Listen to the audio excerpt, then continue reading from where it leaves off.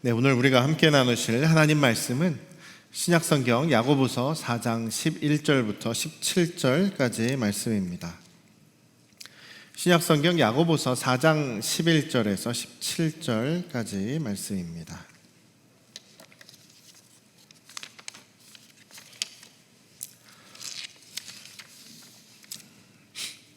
야고보서입니다. 야고보서 4장 11절에서 17절까지 말씀입니다. 봉독해 드리겠습니다. 형제들아, 서로 비방하지 말라. 형제를 비방하는 자나 형제를 판단하는 자는 곧 율법을 비방하고 율법을 판단하는 것이라. 내가 만일 율법을 판단하면 율법의 준행자가 아니요 재판관이로다. 입법자나 재판관은 오직 한 분이시니 능히 구원하시기도 하시며 멸하기도 하시느니라. 너는 누구이기에 이웃을 판단하느냐? 들으라. 너희 중에 말하기를 오늘이나 내일이나 우리가 어떤 도시에 가서 거기서 1년을 머물며 장사하여 이익을 보리라 하는 자들아, 내일 일을 너희가 알지 못하는도다. 너희 생명이 무엇이냐? 너희는 잠깐 보이다가 없어지는 안개니라. 너희가 도리어 말하기를 주의 뜻이면 우리가 살기도 하고 이것이나 저것이나 하리라 할 것이거늘 이제도 너희가 허탄한 자랑을 하니 그러한 자랑은 다 악한 것이라. 그러므로 사람이 선을 행할 줄 알고도 행하지 아니하면 죄니라. 아멘. 할렐루야. 네, 오늘도 우리 아버지 하나님의 크신 그 은혜와 그 크신 사랑이 여러분과 여러분 가정에 충만하시기를 주님의 이름으로 축원합니다. 야고보서는요, 야고보 사도, 예수님의 동생인 야고보가 지은 성경입니다.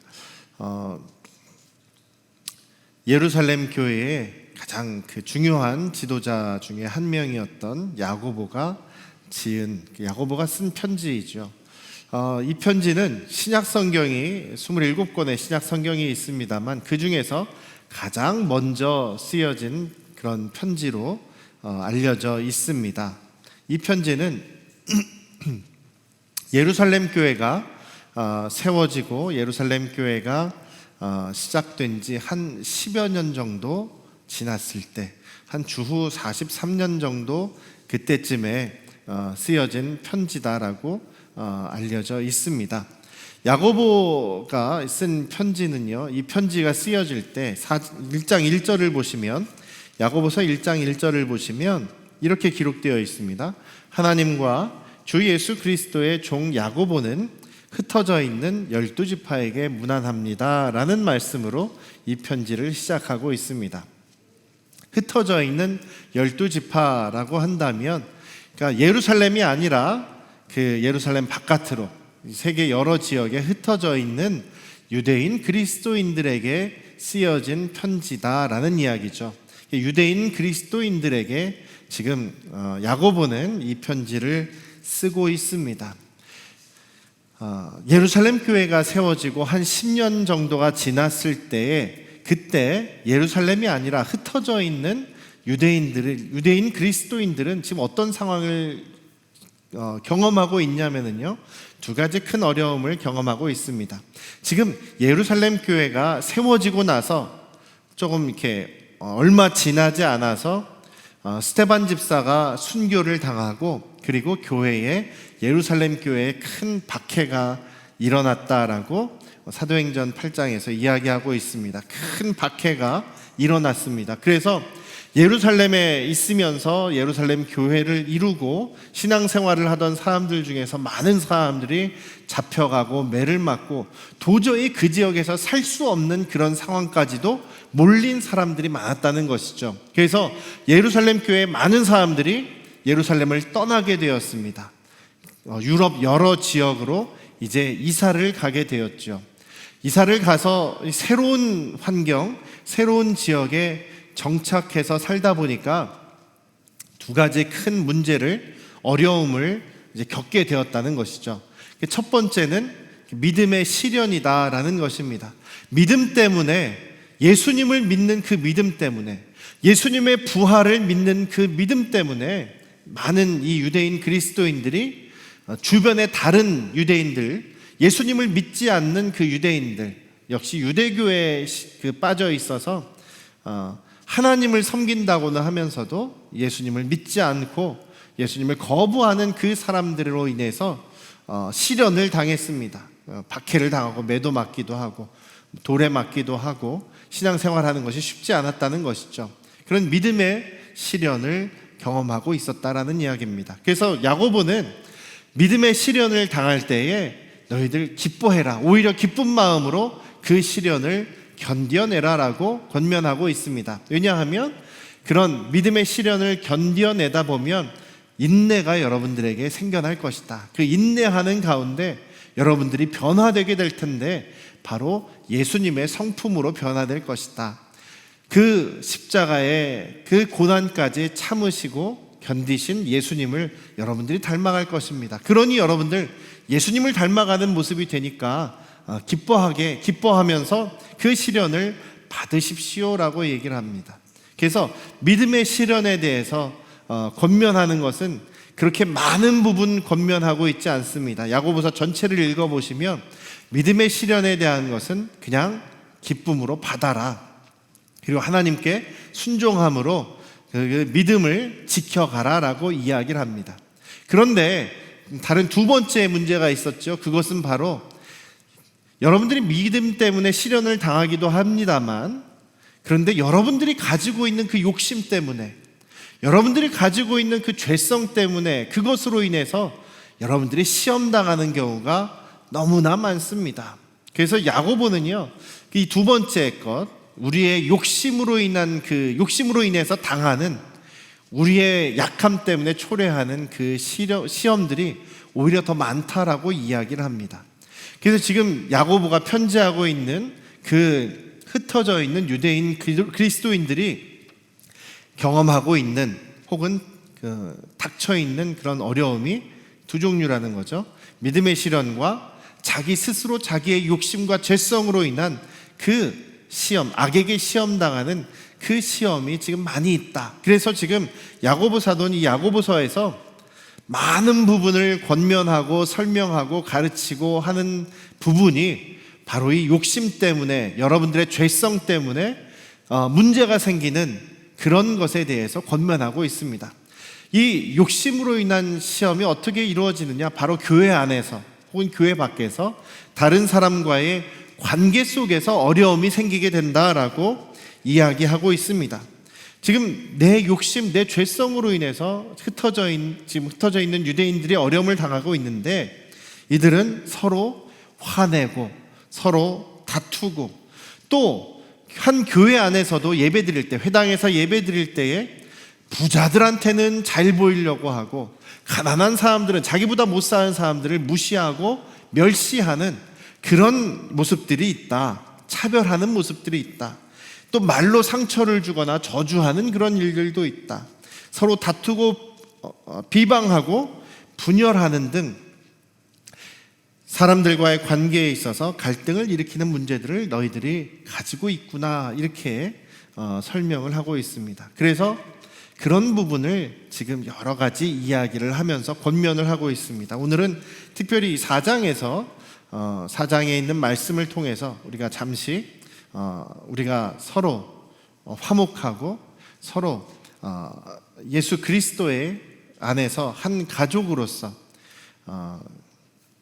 좋은 가족, 좋은 이웃이 되는 그 간단한 두 가지의 그 교훈을 함께 나누고자 합니다. 4장에서 그 야고보 사도가 4장 1절에 이야기하는 것이 너희 중에 싸움이 많다, 너희 중에 다툼이 어디서부터 나오느냐, 너희들의 욕심 때문에, 너희들의 죄성 때문에 일어나는 것이 아니냐라는 말씀으로 시작을 합니다. 그러면서 이제 구체적으로 어떻게 우리가 해야 되는지만을 오늘 이 11절부터 강조하고 계십니다. 두 가지만 얘기하고 있는데요. 첫 번째로는 11절에서는 비방하지 말아라, 혹은 판단하지 말아라 라는 말씀을 하십니다. 비방하거나 판단하는 것, 다른 사람이 어떻다, 저 사람은 어떻다, 저 사람은 이래서 안 좋다, 저 사람은 저래서 나쁘다라고 하는 그 비방과 판단을 하지 말라라는 것입니다. 왜냐하면 여러분들이 누군가를 평가하거나 판단할 때 그 기준이 되는 것이 무엇입니까? 여러분들이 기준이 되는 거죠. 내가 생각할 때에 옳은 것, 내가 생각할 때에 저 사람이 나와 다른 것, 내가 생각할 때에 저 사람이 내가 원하는 대로 하지 않는 것, 이런 것들이 기준이 된다는 것이죠. 그런데 그것은 잘못된 것이다. 왜냐하면 우리 사람들을 판단하는 기준을 정하시고 판단하시는 분이 누구시냐? 바로 하나님 한 분밖에 안 계시다라는 것입니다. 그래서 우리가 하나님의 기준으로 살아가야 하는데, 하나님의 기준으로 살아가기 위해서 사람들이 하나님의 기준대로 살라고 하나님께서 정하신 것이 바로 율법 아니냐, 하나님의 법이 아니냐. 그런데 여러분들이 여러분의 기준을 가지고 다른 사람들을 판단하고 있으면 여러분들이 하나님 노릇하는 거다. 여러분들이 하나님인가? 하나님입니까? 아니라는 것이죠. 여러분들이 하나님이 아니기 때문에 여러분들이 다른 사람을 판단하고 정죄하고 비방하고 심판하는 것은 여러분들이 하나님 노릇하려고 하는 것입니다. 이것은 죄입니다라고 이야기하는 것이죠. 하나님 앞에서도 교만한 죄일 뿐이 아니라 사람들과의 관계에서도 그것은 분명한 죄다라고 얘기를 합니다. 그러면 우리가 다른 사람을 비방하고 판단하지 않으려면 어떻게 해야 되느냐? 이런 생각을 가져야 한다고 얘기합니다. 12절 말씀해 보시면 뒤에 이렇게 나와 있죠. 내가 누구이기에, 너는 누구이기에 이웃을 판단하느냐? 라고 말씀하십니다. 네가 누구이기에, 네가 하나님이냐? 너는 죄인이다. 여러분들은 누구십니까? 여러분들은 자신을 누구라고 생각하십니까? 한마디로 얘기하면 우리는 죄로 인해서 멸망받을 수가 밖에 없는 사람이죠. 우리 중에 완전한 사람은 한 명도 없습니다. 우리 중에 하나님 같은 사람은 한 명도 없습니다. 예수님만큼 완전한 사람도 한 명도 없습니다. 우리는 아무리 내가 지식이 많고 아무리 내가 착한 일을 많이 하는 사람이라 하더라도 우리는 다 죄인입니다. 우리의 힘으로는 구원에 이를 수 있는 사람, 능력이 있는 사람이 한 명도 없습니다. 그래서 우리는 오직 은혜로 구원받은 사람들이라는 것이죠. 예수님의 그 십자가의 보혈피로 인해서 구원받은, 우리는 은혜로 구원받은 사람들이지, 내가 뭔가를 잘하거나 내가 뭔가 능력이 있어서 구원받은 사람들이 아니다라는 이야기라는 것입니다. 그래서 우리가 이런 생각을 해야 되는 것이죠. 내가 누구이기에 내가 저 사람을 판단할 수 있겠느냐? 내가 누구이기에 내가 저 사람을 정죄할 수 있겠는가라는 생각을, 그런 태도를 우리가 항상 가져야 한다는 것입니다. 예수님께서도 산상수훈을 말씀하시면서 산상수훈의 마지막 부분인 마태복음 7장에서 분명하게 그렇게 말씀하시죠. 너희들 비판을 받기 싫으면, 비판을 받지 않으려면 너희들이 비판을 하지 말아라. 너희들이 누군가를 비판하지 않느냐? 다른 사람들도 너를 똑같이 그렇게 비판할 것이다. 너의 눈에 커다란 기둥이 있는데, 커다란 두꺼운 나무 기둥을 가지고 있으면서 어떻게 너희 형제들의 눈에 있는 그 조그만한 티를, 먼지를 빼내려고 하느냐? 그 먼지를 지적하느냐? 먼저 너의 속에 있는 그 나무 기둥을, 그 대들보를 뽑아내야 다른 사람을, 그 티를 볼 수 있을 것이다 라고 말씀하시죠. 사랑하는 우리 안양 성도교 가족 여러분, 우리가 서로 화평하게 하는 사람, 화목하게 하는 사람이 되시기를 주님의 이름으로 축원합니다. 우리가 화평하게 하는 사람이 되려면 가장 중요한 것이 다른 사람 비방하거나 다른 사람 판단하지 말아야 되는 것이죠. 그렇게 되기 위해서는 우리의 태도가, 내가 누구이기에, 나는 연약한데, 내가 완전하지 않은데 누구를 비방하고 판단하겠느냐라는 생각을 가져야 한다라는 사실을 우리 잊지 않으시기를 주님의 이름으로 축원합니다. 우리는 여전히 구원받았지만 여전히 연약함을 가지고 있고 여전히 죄성이 남아있어서 늘 죄와 싸우는 그런 사람들 아니겠습니까? 그런 사람이 누군가를 비방하고 누구의 약함을 판단한다는 것은 불가능한 것이죠. 주님 앞에서 나의 약함을 알고 주님의 말씀 앞에 겸손하여서 다른 사람을 대할 때에도 그렇게 겸손과 사랑으로 화목하게 하시는 저와 여러분들 되시기를 주님의 이름으로 축원합니다. 두 번째는요, 허탄한 자랑을 하지 않는다라는 것입니다. 여기서는 그런 예를 들고 있습니다. 13절에 보시면 저희들이 읽은 말씀에서 이렇게 이야기를 하고 있죠. 들으라, 아주 강조를 하고 있습니다. 너희 중에 이런 사람도 있다. 이렇게 말하는 사람이 있는데 뭐라고 말하냐면, 오늘이나 내일이나 우리가 어떤 도시에 가겠다. 먼 도시에 가서 거기에서 1년을 머물면서 장사를 해서 이득을 볼 것이다 라고 자랑하는 사람이 있다. 자기 미래의 계획까지 자랑하는 사람도 여기 있다라고 얘기합니다. 그런데 이것은 무엇이 문제냐? 여기에 하나님이 안 계시다는 것이죠. 내가 할 수 있다.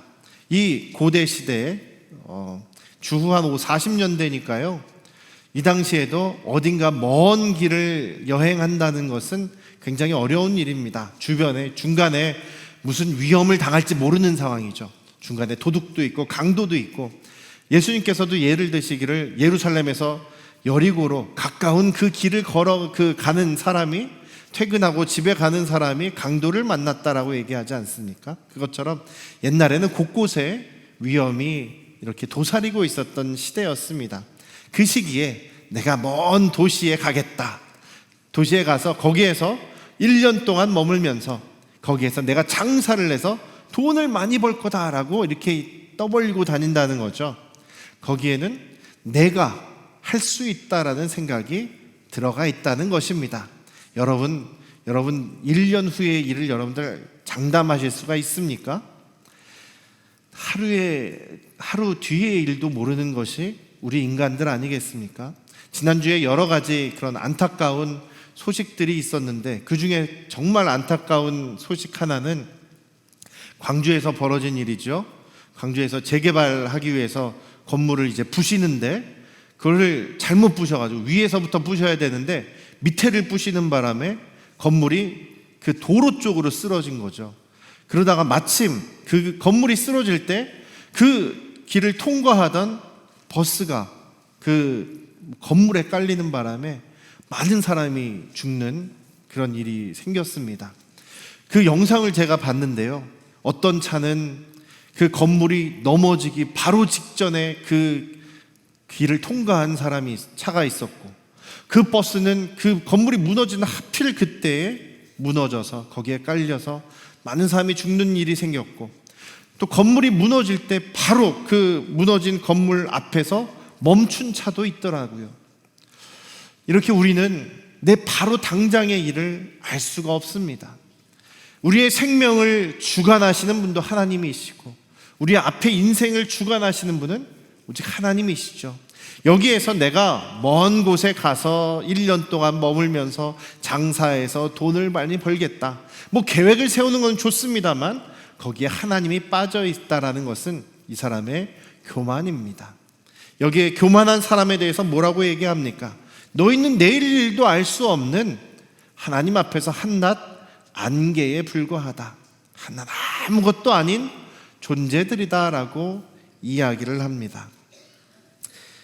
그런 허탄한 자랑, 텅 빈 공허한 자랑을 하지 말아라.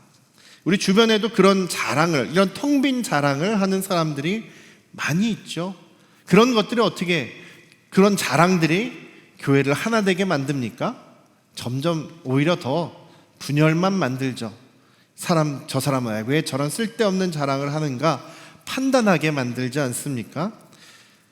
자식 자랑, 내가 가진 지식 자랑, 내가 가진 돈 자랑, 내가 가진 경험 자랑, 이런 것들은요 정말 아무런 쓸데없는 텅 빈 것들이다라는 것입니다. 그런 것들은 내 교만함에서 벌어지는 것들이다라는 얘기죠.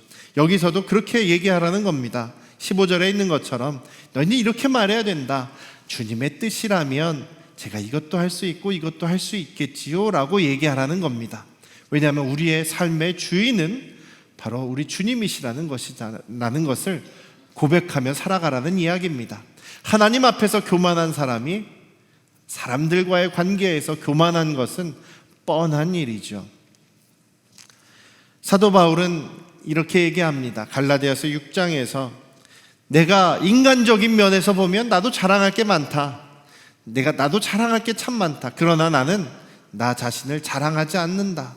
오직 예수 그리스도의 십자가 은혜만을 자랑한다라고 얘기합니다. 나를 구원할 수 있는 능력이신 예수 그리스도의 그 십자가 은혜만을 자랑한다. 십자가 사랑만을 자랑한다라고 말씀하고 있습니다. 어떻습니까, 여러분? 여러분들은 어떤 것을 자랑하시겠습니까? 어떤 자랑이 우리를 하나가 되게 하고 우리가 서로 화목하게 하고 우리를 정말 주님과의 또 우리 서로가 화평하게 만드는 그런 좋은 관계를 만드는 자랑이 되겠습니까? 바로 예수님 자랑밖에 없다라는 것입니다. 사랑하는 우리 안양 성도교회 가족 여러분, 우리가 서로 내가 누구이기에, 내가 무엇이기에 누구를 미워하고 비방하겠느냐라는 그런 마음으로 서로를 사랑하시기를 주님의 이름으로 축원합니다. 하나님 앞에서 나는 내일 일도 알 수 없습니다. 오직 주님만이 나의 주인이십니다 라는 마음으로 허탄한 자랑, 텅 빈 자랑, 공허한 자랑들을 하지 말고 우리 다른 사람들과의 관계에서 오직 예수 그리스도만 자랑하며 살아가시는 저희들 되시기를 주님의 이름으로 축원합니다.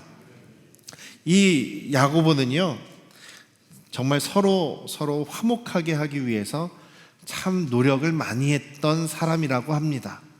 화목하게 만드는 사람. 그래서 예루살렘 교회에서뿐만 아니라 예루살렘 교회 밖에 믿지 않는 사람들에게도 존경받았던 사람이라고 합니다. 이 야고보는요, 저 사람이야말로 정말 의인이다라는 칭찬과 인정을 받았던 사람이라고 합니다. 이분에게 있어서 가장 중요한 것이 서로 화목하고 서로 화해하고 주님 안에서 사랑하며 사는 것이 굉장히 중요했다고 합니다. 그래서 지난번에 사도행전 21장을 우리가 보았을 때도 예루살렘 교회에 예수님을 믿지만 율법도 강하게 주장하는 사람들이 많이 있어서 바울을 정말 가만 안 두겠다 이렇게 생각하고 있을 때 바울이 왔죠. 그때 중재안을 이야기하고 어떻게 하면 이 교회가 분란이 일어나지 않고 사람들이 바울에 대한 오해를 풀 것인가를 깊이 고민하며 바울과 함께 일하려고 했던 사람이 야고보였습니다. 그리고 야고보는 로마의 그 역사가였던 유세비우스라는 분에 따르면 이 사람은 별명이 낙타 무릎을 가진 사람이었다라고 이야기를 합니다. 자기 주변의 그 형제들을 위해서, 교인들을 위해서, 또 이웃을 위해서 그들의 죄가 용서함을 받고 또 그들이 하나님의 말씀대로 화목하며 살게 해달라고 늘 무릎 꿇고 중보하며 기도했던 사람이 야고보라는 겁니다. 그래서 얼마나 무릎 꿇고 기도를 열심히 했는지 무릎이 낙타의 무릎같이 딱딱하게 굳어지고 굳은 살이 배길 정도로 이 사람은 정말 낙타 무릎과 같은 그런 무릎을 가진 분이다라고 인정받았던 사람이 야고보라는 겁니다. 서로 화목하게 하기 위해서 직접 노력함을 뿐만 아니라 중보하며 기도하는 사람이 야고보였다는 것이죠.